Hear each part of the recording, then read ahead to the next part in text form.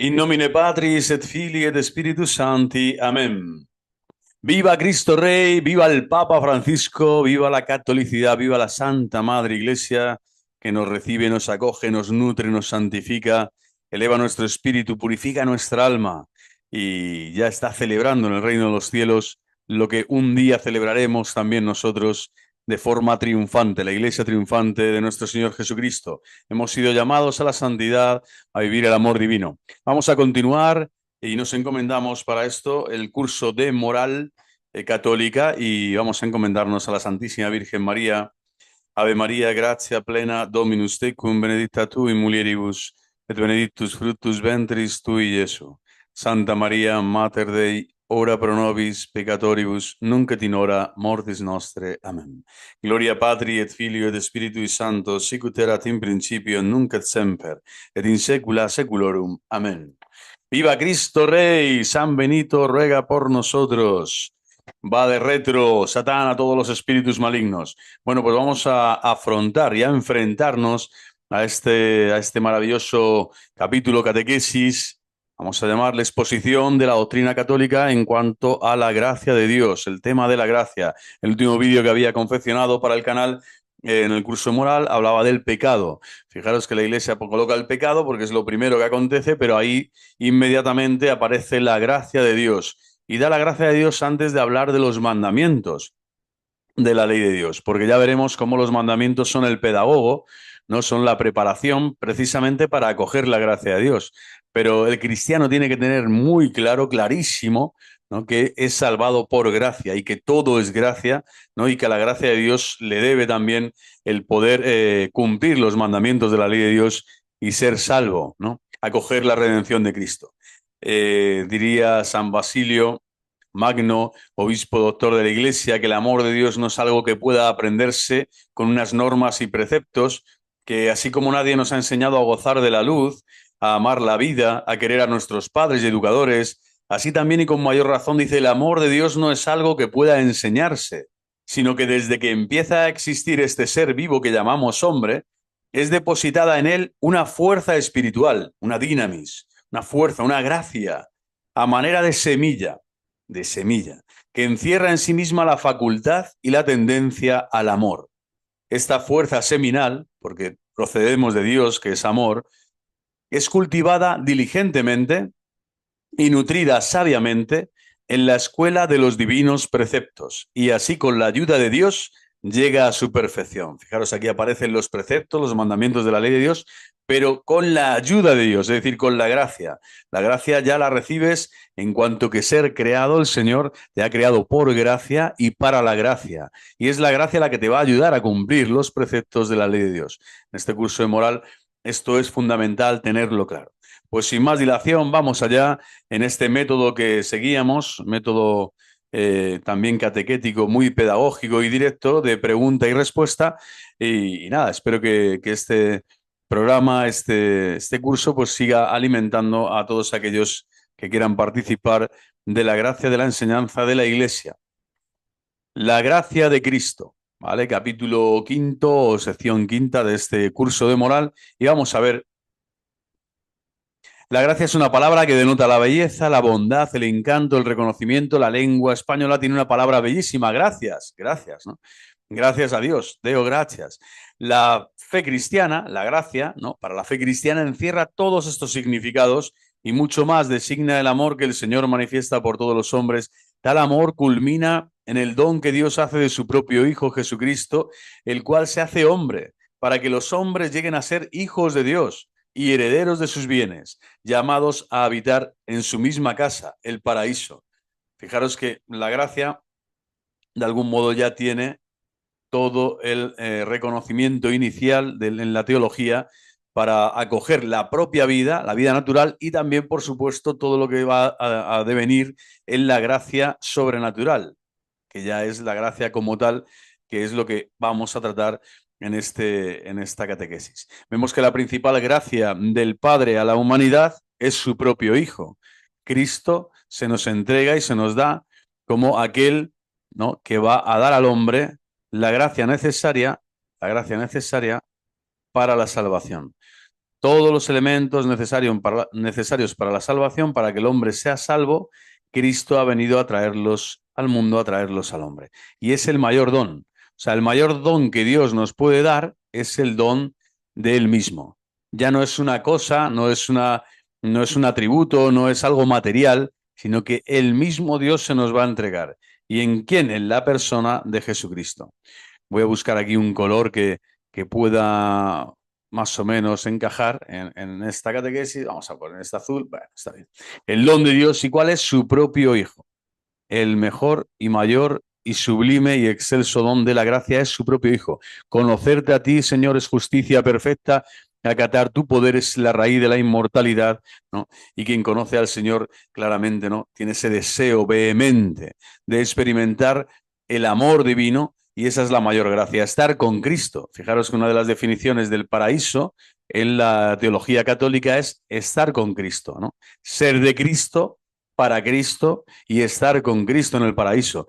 Este es el gran anhelo del corazón de los creyentes que tenemos que recapacitar cada día, renovar cada día, con efusividad, con pasión, porque ahí están todos los dones que hemos recibido en el bautismo. Somos herederos de los bienes celestiales, somos sacerdotes, profetas y reyes por el bautismo, ungidos, es decir, Cristos, otros Cristos, ungidos, significa la palabra Cristos, para disfrutar del mismo Señor. ¿Y qué es lo que disfruta el Señor? La herencia eterna, la vida eterna, junto al Padre, a la diestra del Padre. El Señor nos está invitando a participar de los bienes celestiales, que es estar con Él a la diestra del Padre. Es decir, por participación, recibir esta herencia, este don de la filiación que nos une a Cristo. Esta, se puede decir, es la principal acción de gracias que podemos dar al Padre como cristianos. Gracias, Señor Jesús, ¿no?, por entregarte, ¿no?, por darte a nosotros, por ser enviado por el Padre, por decirle siempre fiat, voluntas tua, aquí estoy, me has dado un cuerpo, he aquí que vengo, ¿no? He aquí que estoy para hacer tu voluntad.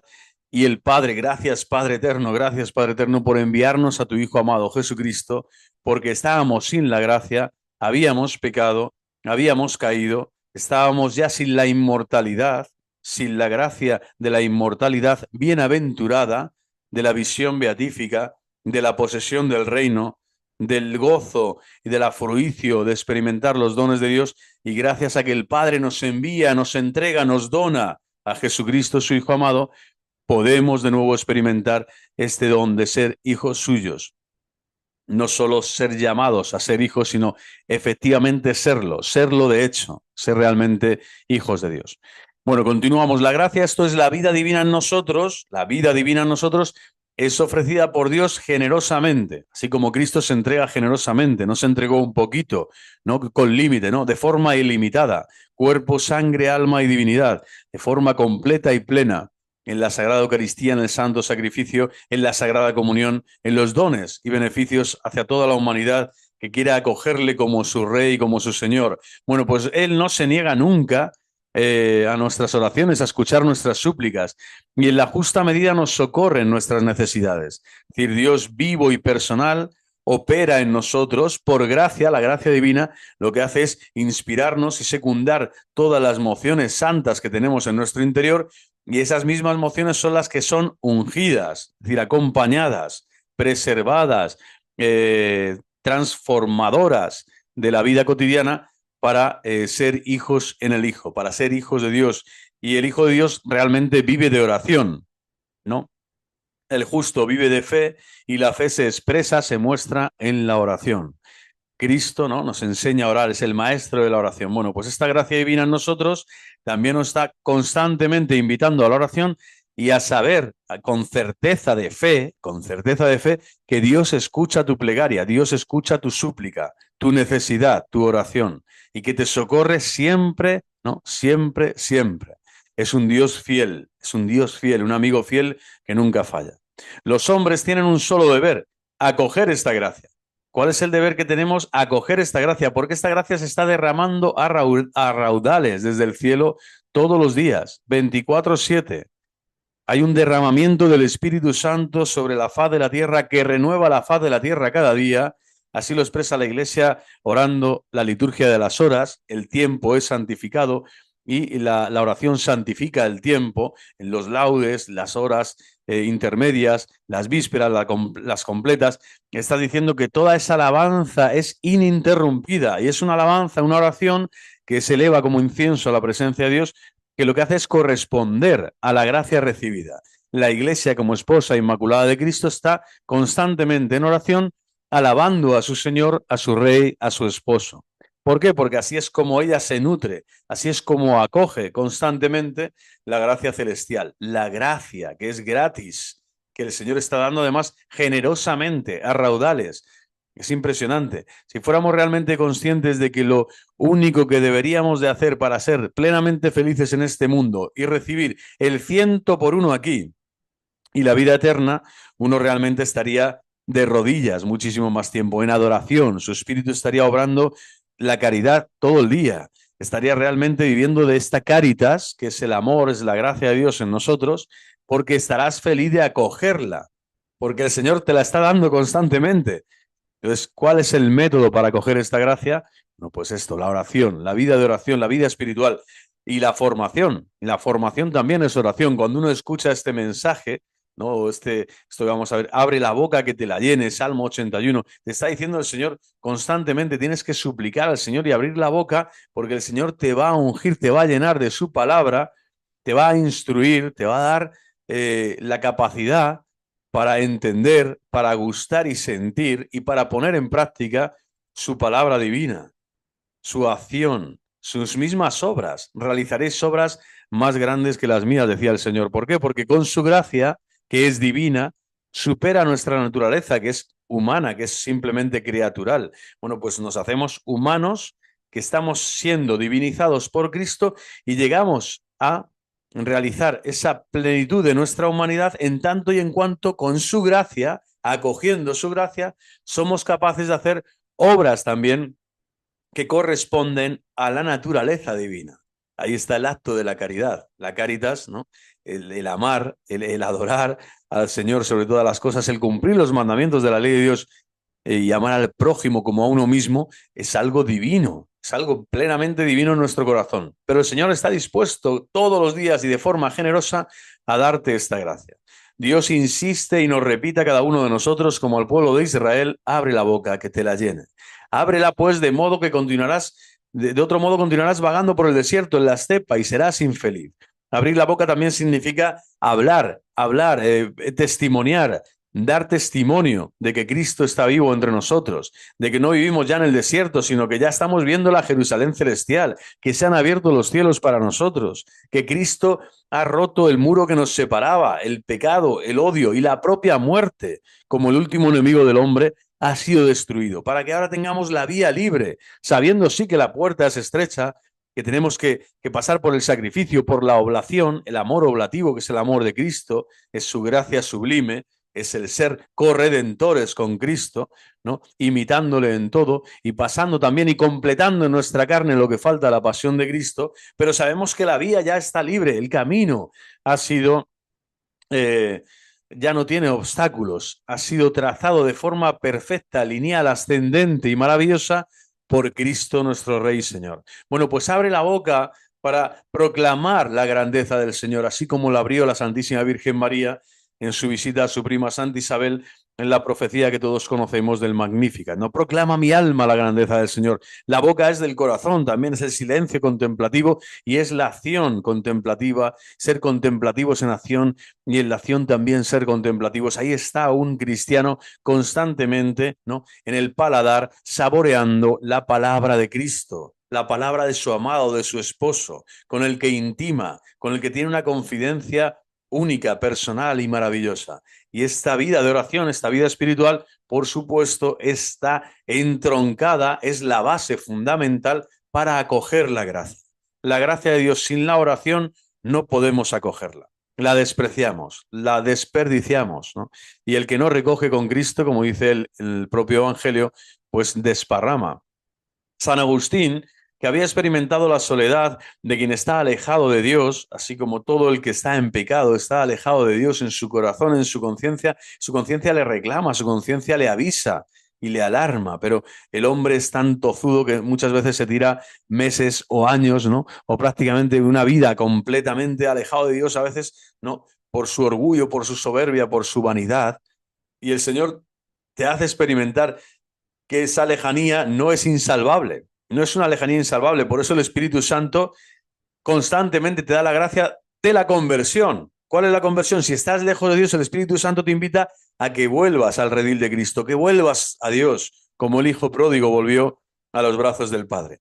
Bueno, pues San Agustín experimentó esta sequedad, esta nostalgia de Dios, esta época oscura, ¿no? Esta sensación de oscuridad, de estar en su propio infierno personal, de forma existencial, aún no llegando, ¿no?, a la escatología, pero ya ha podido pronunciar aquellas famosas palabras preciosas, ¿no? Mi corazón está inquieto, Señor, hasta que descanse en ti, hasta que descanse en ti. La gracia como descanso del alma, la gracia como reposo en las cosas santas de Dios. La gracia como lugar donde uno estatio, ¿no? Donde uno puede estar con Cristo de forma serena y pacífica, independientemente de las circunstancias, esté sano o esté enfermo, sea rico o pobre, esté haciendo esto o lo otro, independientemente de las cosas que le rodean. El esicasmo, ¿no? Tendría esa sensación de estar unido en comunión con Cristo, ese sentimiento espiritual que no es una simple emoción y que no es algo transitorio, sino que es un estado. Por eso es un estado de gracia, decimos los cristianos, estado de gracia cuando experimentas esto. Mi corazón ya no está inquieto, ya no estoy turbado, ya no tengo miedo a nada ni a nadie, porque completamente he sobrepasado esta dimensión, vamos a decir, de lo caduco, de lo terrestre, de lo meramente humano, para sobrepasar, ¿no? Con la mirada de Cristo por encima, como el águila, ¿no? Que sobrevuela, y ahora estoy viendo todo con la serenidad, ¿no? Del mismo Dios que me hace partícipe, a mí, pobre criatura, pecador, de su gracia, de su amor, de su mirada, de su corazón.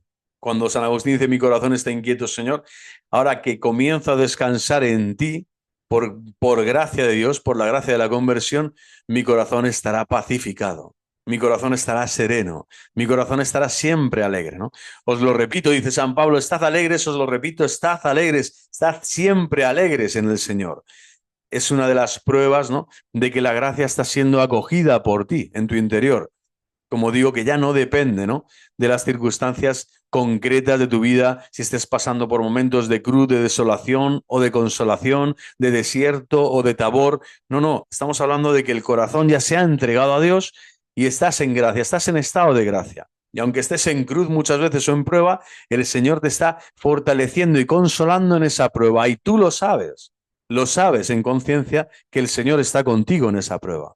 Porque el Señor, como decimos, es fiel. Fiel es su gracia. ¿Y qué es la gracia? Bueno, es un don sobrenatural mediante el cual Dios nos hace partícipes de su vida trinitaria. Fijaros, aquí aparece en esta gran definición esencial de gracia, una definición preciosa, la Santísima Trinidad, el misterio de Dios uno y trino. Es decir, toda la relación de que Cristo, ¿no?, nos une al Padre y de que el Padre nos ha enviado a Cristo por el Espíritu Santo y ha sido donado en el Espíritu Santo el Señor. Ahora este Dios uno y trino se manifiesta en nuestro interior. Somos templo y sagrario, tabernáculo de la Santa Trinidad de Dios. Y por eso hemos sido bautizados en el nombre del Padre y del Hijo y del Espíritu Santo, ¿no? En el nombre de Dios Padre, Hijo y Espíritu Santo. Un solo Dios en tres divinas personas. Fides omnium Christianorum in Trinitate consistit, decía San Agustín, ¿no? La fe de todo el pueblo santo de Dios consiste en la Trinidad, en la Santa Trinidad de Dios. Bueno, pues la gracia ya te anuncia desde el principio que ya puedes orar el Padre Nuestro, orarlo como Cristo nos lo enseñó, es decir, en el Hijo, con el corazón del Hijo, porque Él te ha dado, se ha derramado en nosotros, Romanos 5:5, el Espíritu Santo. El Espíritu Santo ha sido derramado en nuestros corazones. ¿Cómo se divide esta gracia? La gracia se divide en santificante y actual. Así, en general, en la teología, ¿qué es la gracia santificante? Es un don permanente y sobrenatural, fantástico, maravilloso, es decir, superior a las posibilidades de la naturaleza. Yo no puedo tener la gracia porque sí, porque yo lo valgo, porque me siento mejor o porque yo me creo más guay. No, es una gracia sobrenatural. Cristo nos envía esta gracia sobrenatural destilada directamente del paraíso, del trono celestial, de su naturaleza divina, de la esencia de Dios, de la sustancia divina. Y las tres divinas personas que comparten esa misma sustancia divina nos fortalecen, nos abrazan, nos consuelan, nos iluminan el camino, nos guían. ¿Para qué? Para que nuestras posibilidades naturales no se frustren, no nos quedemos perplejos, vamos a decir, en nuestra mediocridad, en nuestra mera naturaleza creatural, ¿no? Que muere, que no se eleva, que no es capaz tantas veces de Dios. ¿Por qué? Porque el Señor nos ha creado precisamente no para quedarnos en este grado, en este nivel de la naturaleza, sino para crecer en el nivel sobrenatural. Gratia non defecit et perfecit natura. La gracia va a perfeccionar la naturaleza para alcanzar a Dios, para poder ver a Dios y participar de su gloria. Esto es una gracia. Ningún ser humano nace en este mundo con la profesión de, yo he nacido con la profesión de, pues eso, de que por mis fuerzas y energías y por mis talentos humanos y naturales, quiero crear el cielo, el reino de los cielos, y quiero estar en este lugar y en este momento y de este modo. No, no es una profesión, no es una vocación meramente humana, no, es el cristianismo, que es recibir la gracia permanente y sobrenatural del mismo Dios para que tu naturaleza, que es humana, pueda alcanzar un día, ¿no?, de forma perfecta la experiencia de Dios, la herencia de Dios. Eleva y perfecciona, por lo tanto, nuestra alma, nuestra naturaleza, no solo nuestra alma, como dice aquí, y esas posibilidades para hacernos hijos de Dios y herederos del cielo. Esto es una gracia, ningún hombre es capaz de hacer esto. Esto es un milagro de la gracia. Es la acción de la gracia en nosotros. ¿Y qué es la gracia actual? Bueno, pues la gracia actual es una intervención de Dios que mueva al alma hacia el bien sobrenatural. Es como la tendencia, ¿no? Y la gracia santificante es toda esta gracia que estamos recibiendo constantemente de forma permanente y sobrenatural. Y la actual es esa intervención concreta. Aquí y ahora yo estoy haciendo este acto que es bueno: enseñar al que no sabe, dar de comer al hambriento, vestir al desnudo, rezar por los difuntos, es decir, las obras de misericordia, las obras de caridad. Ahí el Señor está siempre interviniendo en el alma, porque la tendencia a realizar estos actos de amor, ahí hay una gracia actual. En cada acto moral hay un mérito y hay una gracia actual. En cada acto moral personal tuyo. Y por eso puede ser premiado o castigado, ¿no?, el acto moral. Pero siempre que sea gracia actual, es un acto bueno, es un acto acorde a la santa voluntad de Dios. ¿Por qué se llama actual? Se llama actual porque no es una cualidad permanente, sino una ayuda transitoria. Es decir, Dios te da esa gracia concreta para visitar a alguien que está en la cárcel y tratarle como se merece. Es decir, no viendo su historial de pecados, su currículum de fechorías, sino tratarle como un hermano necesitado de esa gracia de Dios de la que tú ya estás participando. Es decir, el cristiano, el bautizado, siempre que hay servicio y humildad, en el servicio de la humildad va a ejercer la caridad y por lo tanto va a estar la gracia de Dios ahí presente, ¿no?, en esa diaconía, en ese ponerse al servicio de los demás. Ahí siempre el Señor te va a regalar una gracia actual. Ponerte al servicio de los demás, buscar los momentos más incómodos, los pequeños sacrificios. La espiritualidad de los pastorcitos de Fátima, se podría decir, es una continua gracia actual, ¿no?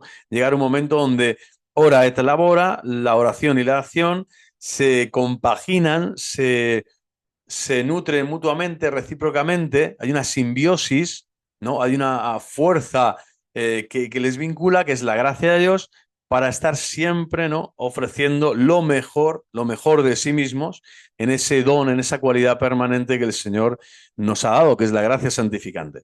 ¿Pero para qué? Para que esa gracia actual, que es transitoria, que es en cada momento, el Señor te la dé.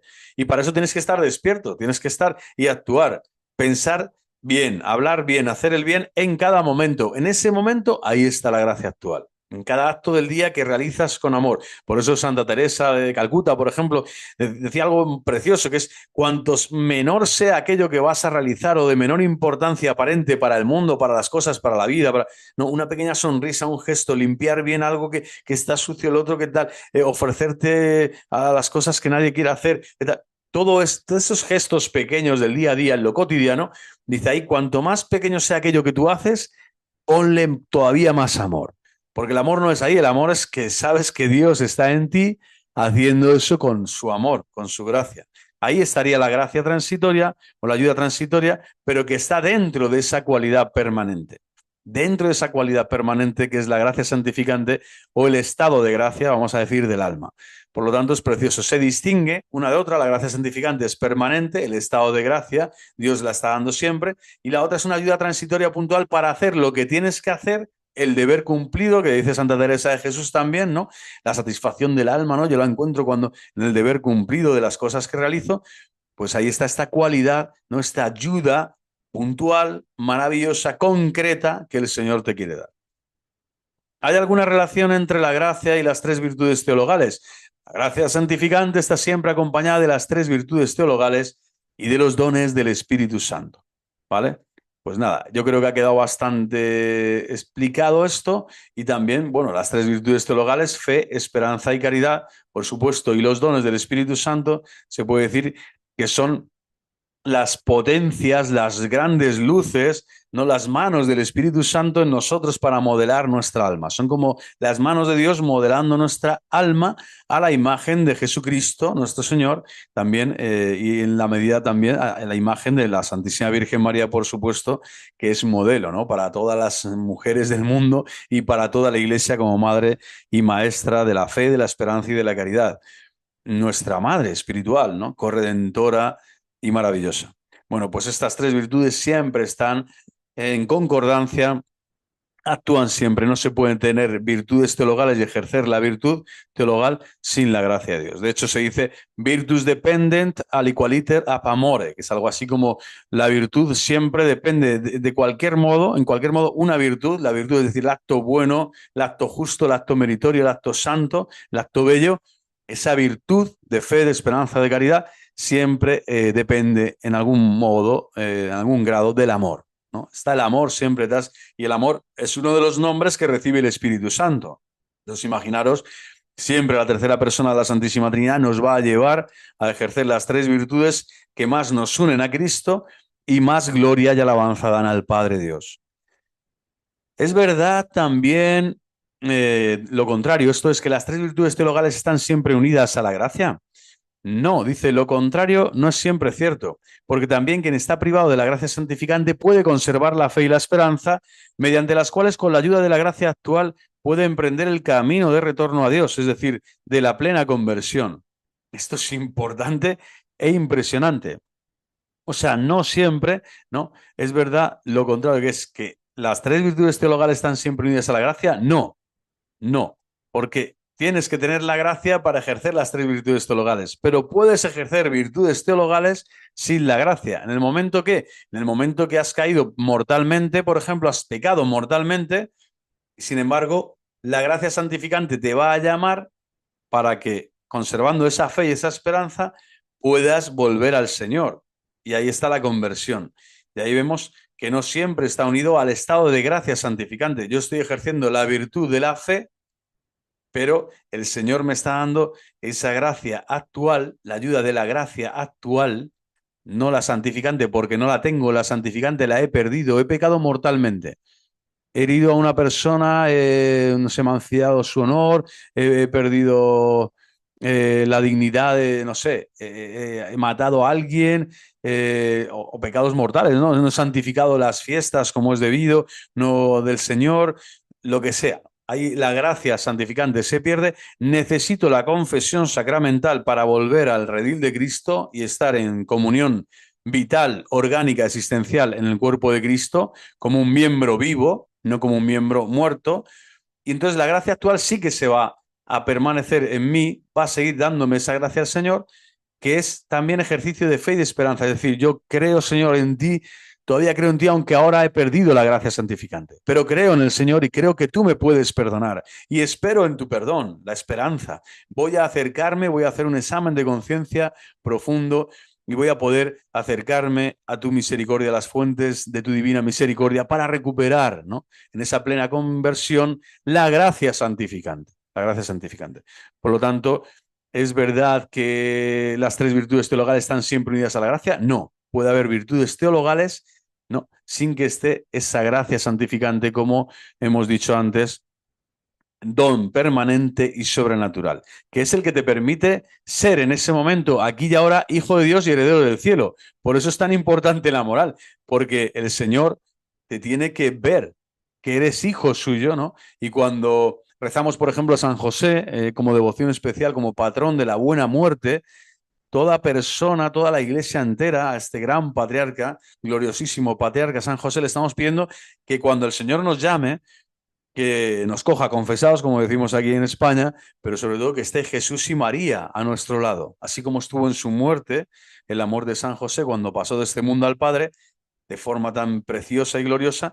Bueno, pues el patriarca glorioso San José nos ayude también a comprender este misterio. La gracia tiene que ser permanente y tiene que ser el estado de gracia santificante el que tienes que tener, ¿no? Si no, vas al purgatorio de cabeza y si es un pecado mortal gravísimo, vas al infierno. Por eso conviene siempre estar atento, ¿no? Velad y orad para no caer en tentación. ¿Por qué? Porque yo siempre tengo que estar en ese estado de gracia y si caigo rápidamente, veloz, levantarme cuanto antes, porque el Señor te va a dar siempre esa gracia actual.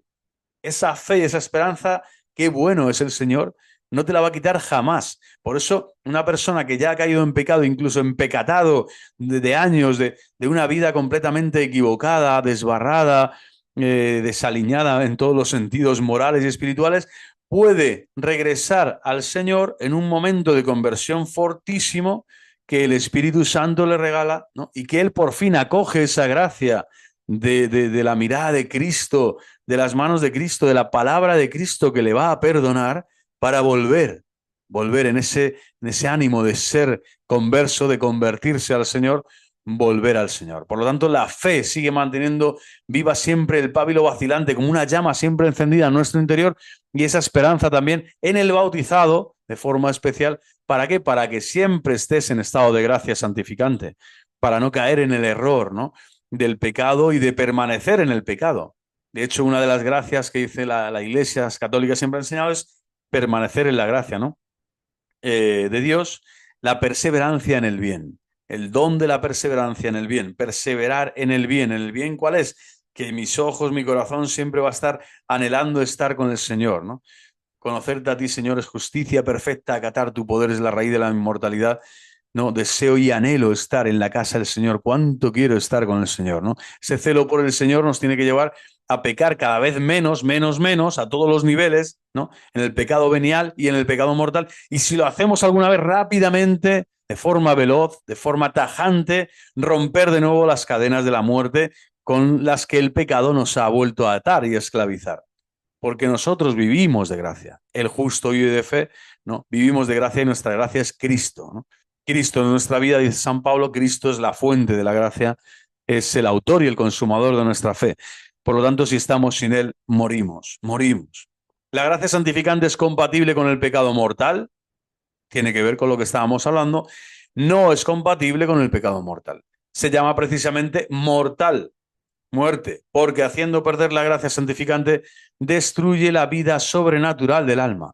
Fijaros, o sea, por eso es gravísimo, ¿no?, caer en los pecados en los que yo mismo he caído durante mucho tiempo y que pensabas, no, a lo mejor que no estabas ahí o que... No, pero al final el Señor te va a llamar siempre a la conversión, te va a rescatar.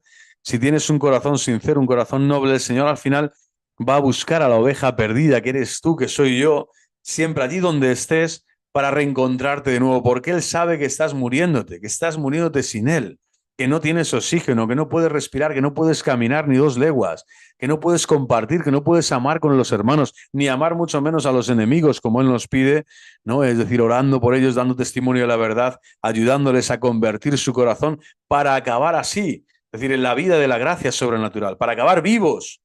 No es un Dios de vivos, sino de muertos. para salir de la tumba como Lázaro salió, ¿no? Con la voz de Cristo, sal afuera, ya deja el pecado y comienza esta nueva vida en Cristo, que es la vida de la gracia, la nueva vida en Cristo. Así se le llama, ¿no? También al catecúmeno la renovación del bautismo. Es un inicio de la vida en Cristo y ya siendo adulto, esa renovar el bautismo es la gracia de la vida en Cristo, la nueva vida en Cristo. La vida del nuevo Adán, del nuevo hombre, del hombre nuevo que detesta al hombre viejo, quiere dar muerte al hombre viejo, ya no quiere pactar con el pecado, no quiere estar donde no haya gracia actual y sobrenatural, actual y santificante, actual y permanente, actual en cada momento. Ahí es donde quiere estar el cristiano y ahí es donde tú y yo tenemos que caminar en este camino de santidad hacia el cielo. ¿Qué es la justificación? La justificación es el pase del estado de pecado al estado de gracia. Y es maravilloso que el Señor, mientras estamos en tiempo de merecer, es decir, estamos vivos en este mundo, tenemos esa posibilidad de arrancar al Señor toda esa misericordia de su corazón divino, ¿no? Mejor ejemplo que el buen ladrón, ¿no? Llamado por la tradición Dimas, no existe. ¿No? Un hombre que ni siquiera podía obrar, estaba clavado en cruz, estaba con el Señor en el suplicio final, en sus últimos estertores, estaba en el final de su vida y había pecado y pecado gravemente. Y todo eso no le valió a él, ¿no? Para ganarse el cielo, para ser canonizado por el mismo Dios y Señor, porque se abrió a la fe, a la gracia actual, que le llevó a la santificación. Se abrió a la gracia actual de reconocer en Cristo al Mesías, al Rey, al Hijo de Dios vivo. Y ahí fue justificado el buen ladrón. Fue justificado.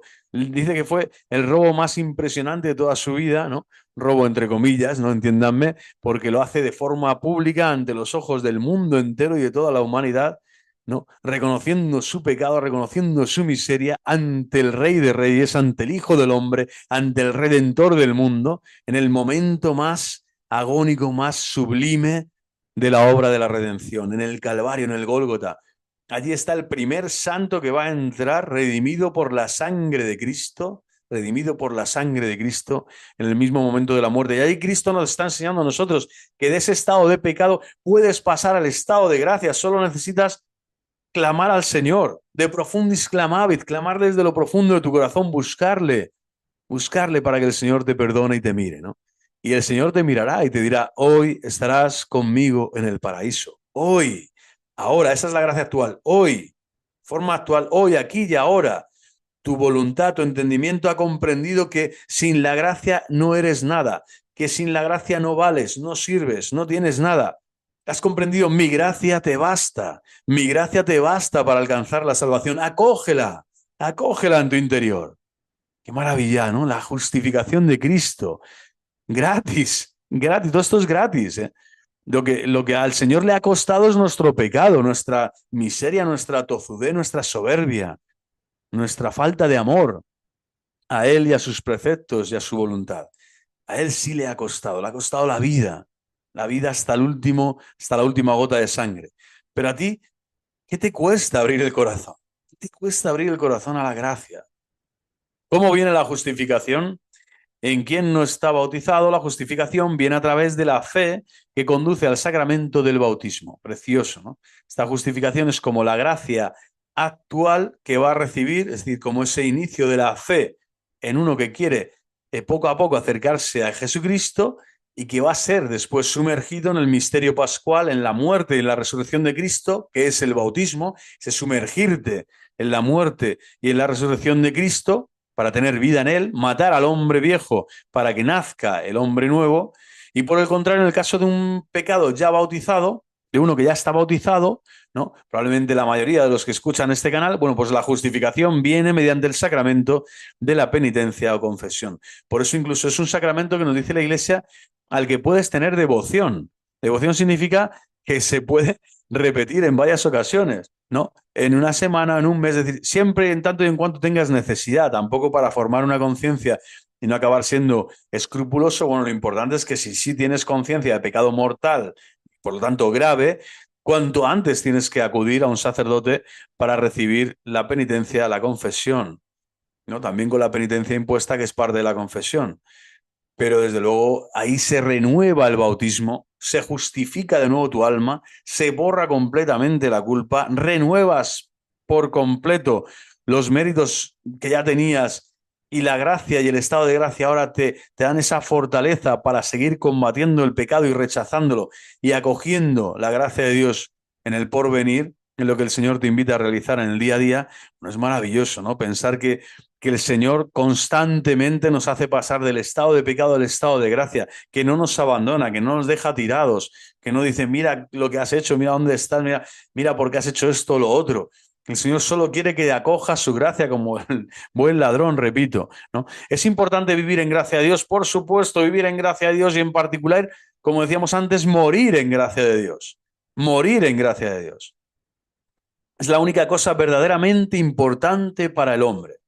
Esto es moral pura y dura. O sea, al final, cuando hablas con una persona, cuando invitas a alguien a orar contigo, a orar por los demás, cuando anuncias el evangelio a los hombres, lo que buscas es el bien mayor y el bien mayor de las almas es la salvación. El bien mayor de una persona humana, de un hermano tuyo, sea creyente, alejado, sea ateo, sea agnóstico. Al final es decirle, si yo lo que hablo contigo, lo que pienso hacia ti, lo que deseo para ti es el mayor bien, es que tengas a Dios en tu alma, en tu corazón, es que puedas ser salvo, es que no mueras sin la gracia de Dios. Pero claro, y no solo eso, sino que no vivas, ¿no? Sin la gracia de Dios. Habitualmente no es que sea una regla de Murphy, una regla de oro, pero si estás acostumbrado a la vida de la gracia, probablemente las posibilidades de que mueras en gracia de Dios son altísimas, porque ya el Señor te está curtiendo, te está podando el Padre Celestial, como diría en la parábola de la vid nuestro Señor, te está preparando para ese momento, para ese encuentro con el esposo divino, para que tu alma se encuentre ya en el paraíso donde ya ahora estás disfrutando a través de la vivencia de la fe, de la esperanza y de la caridad, en un estado de gracia en el tiempo, es decir, en la lucha, en un tiempo aguerrido, un tiempo de combate, un tiempo de militancia, un tiempo donde se te tienes que embarrar, tienes que caerte, tienes que experimentar el sudor, las lágrimas, el dolor y la propia muerte, que a nadie le gusta. Pero ahí está el Señor para darte esa gracia especial en cada momento. Pero si por el contrario eres una persona que habitualmente no vives la gracia santificante, no luchas por estar en estado de gracia, es muy probable también que el momento de la muerte te pille de improviso, te pille descolocado, te pille en otros lares, en otros lugares, ¿no? Como ese hombre necio, ¿no? Al que el Señor llama en el Evangelio, ¿no? Que está acumulando tesoros y tesoros, está llenando sus graneros y piensa que con eso está comprando algo solo para este mundo. Porque cuando llega el momento de que le piden el precio, ¿no? El valor, la tasación, el peso, la densidad de su alma, le están pidiendo Dios en su juicio particular. ¿Y dónde está tu alma? ¿Dónde está la riqueza en tu alma? Que es donde vas a ser tasado y medido en la caridad, vamos a ser juzgados en el amor. Ahí te va a pillar vacío, te va a ver desnudo, no vas a tener el traje de fiesta. Bueno, pues también es probable esto, ¿no? Así como es probable, digo, que la vida de un santo se ha forjado después de mucho tiempo de purificación para llegar a esa vía unitiva, que esa vía unitiva pues puede durar años, ¿no? Todos los últimos años de la vida de una persona, de un cristiano adulto. Pero desde luego ha tenido que pasar, sin duda alguna, por una etapa iluminativa y una etapa purificativa, ¿no? No sé si Santa Teresa era hasta los 38 años.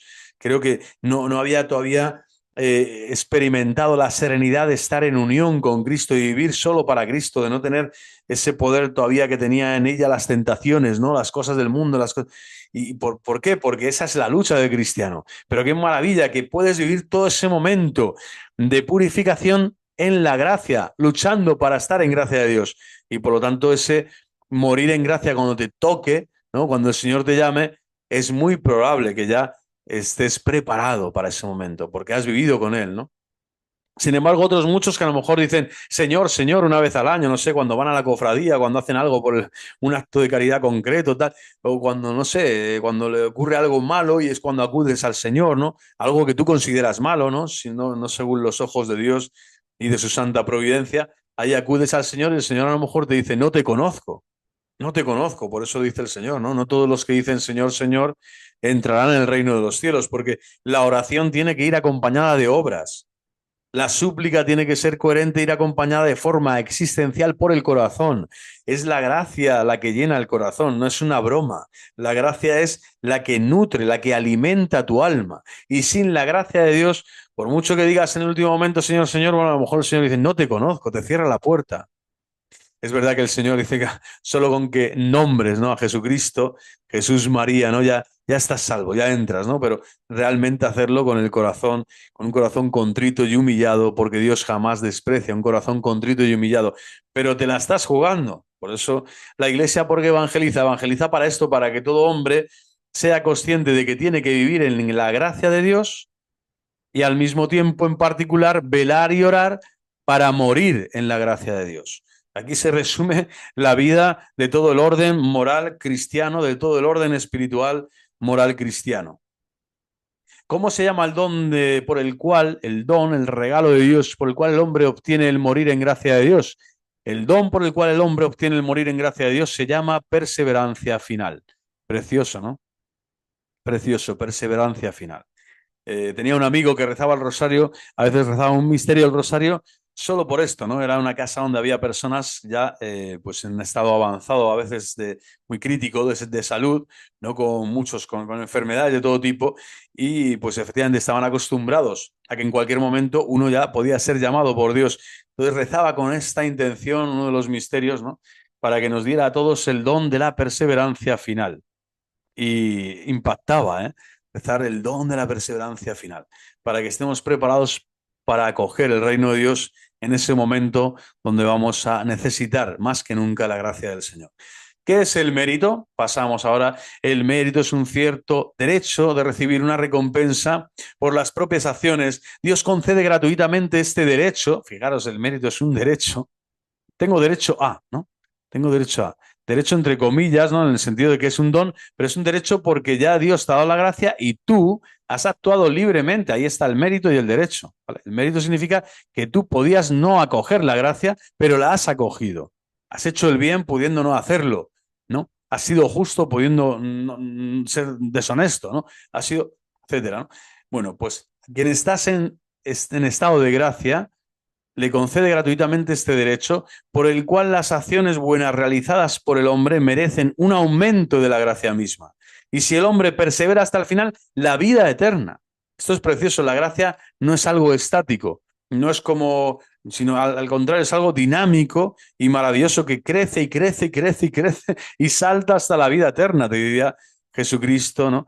Es un aumento de gracia y premio de vida eterna, aumento de gracia. O sea, imagínate, es un granito de arena cada día, ¿no? Cada obra de caridad, cada Ave María, cada jaculatoria, cada sonrisa, cada gesto fraterno, cada oración por el prójimo, cada acto pequeño de sacrificio, todo va sumando, sumando, sumando, sumando, sumando, ¿no? En esa arca, en ese cofre, en ese tesoro donde el ángel de la guarda de algún modo va recibiendo todo lo que da gloria a Dios en espíritu y en verdad. No tenemos que ser, o cómo decir, ser celoso de Dios al final no es que yo voy a acumular para mí, no, al contrario, estás acumulando para dar gloria a Dios. Cuanta más gracia tienes, más glorificado es Dios en ti. Más gloria, siempre la gloria, el honor, la alabanza, ¿no? Porque el poder lo tiene Dios, el poder de su gracia, el poder de la salvación, el poder de estar con Él en la vida eterna es suyo, no es nuestro. Pero nosotros tenemos ese poder de corresponder a la gracia. De aquí está el mérito. Y si correspondes a la gracia, esa gracia se aumenta en ti para mayor gloria de Dios. Ad majorem gloriam Dei. Ad majorem gloriam Dei. Y el hombre, por lo tanto, se convierte en un colaborador, en un compañero fidelísimo de esta gracia, ¿no?, de Dios. Y cada vez con más mérito, pues podrá alcanzar el fin para el que ha sido creado y está siendo criado, es decir, alimentado por Dios cada día con la gracia santificante. ¿Qué es la santidad cristiana?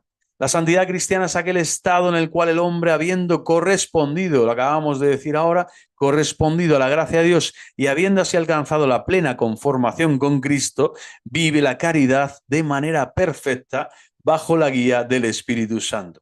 Claro, uno ahora piensa, madre mía, lo que me queda a mí para conformarme con Cristo. Oh, madre mía, lo que me queda a mí para vivir solo de la caridad y no de otras cosas. Lo que me queda a mí para que realmente lo haga de forma perfecta. Lo que me queda a mí para que realmente me deje guiar con docilidad por el Espíritu Santo cada día de mi vida.